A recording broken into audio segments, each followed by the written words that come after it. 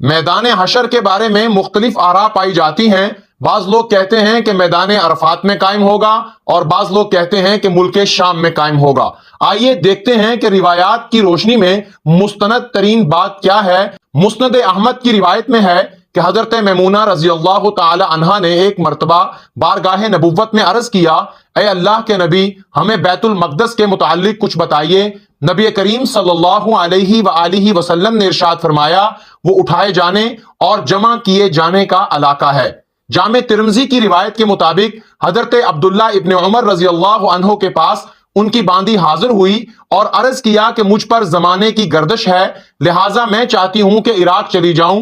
حضرت ابن عمر رضی اللہ تعالیٰ عنہ نے فرمایا، تم شام کیوں نہیں چلی جاتی؟ وہ حشر اور نشر کی سرزمین ہے۔ ان دو مستند روایات سے پتہ چلتا ہے کہ میدان حشر کے قائم ہونے کی جگہ میدان عرفات نہیں بلکہ ملک